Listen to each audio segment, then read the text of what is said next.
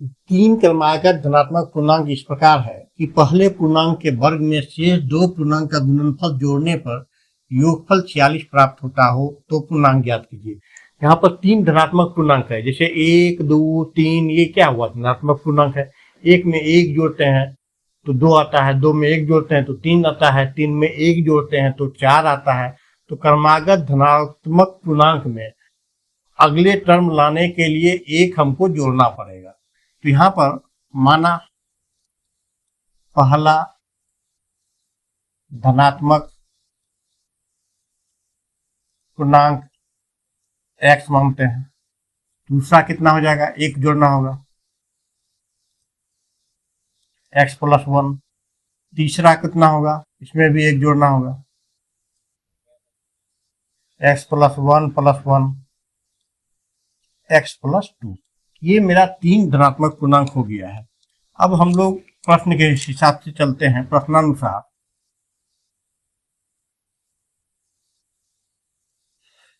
यदि आप मेरे चैनल पर नए हैं, लाइक सब्सक्राइब करना मत भूलिएगा। अब देखिए, कह रहा है पहले पूर्णांक का वर्ग, तो पहला पूर्णांक x है, वर्ग शेष दो पूर्णांकों का गुणनफल को जोड़ने पर, तो शेष दो पूर्णांक कौन सा है, x + 1 है और x + 2 है, इसको जोड़ने पर गुणनफल इतना है, इसको जोड़ने पर 46 प्राप्त होता है। तो पूर्णांक निकालिए, ये सवाल है। अब देखिए, x² इसको मल्टीप्लाई करेंगे +2x + x + 2 = 46। तो x² 2x² + 3x + 2 - 46 = 0। 2x² + 3x - 44 = 0। अब एक रफ कार्य हम लोग करते हैं, p × q, इसके पहले और लास्ट को इंटू किया जाता है, ये रफ कार्य है। 2 × -44 = -88।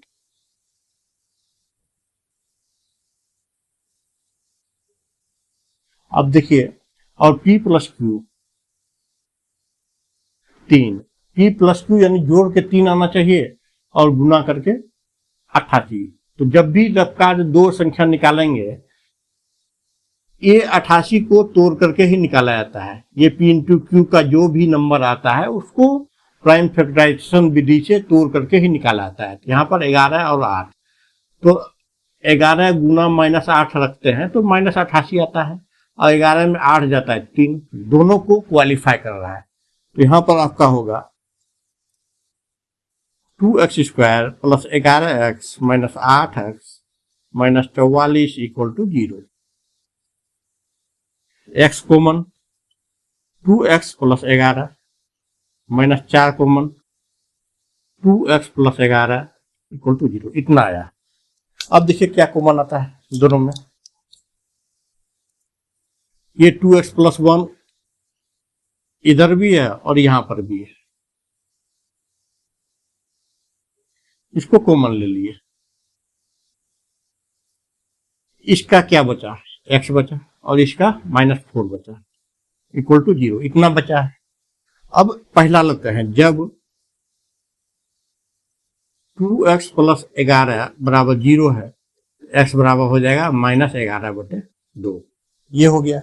लेकिन दूसरा लेते हैं, दूसरा ये है, जब x - 4 = 0, इसलिए x = 4।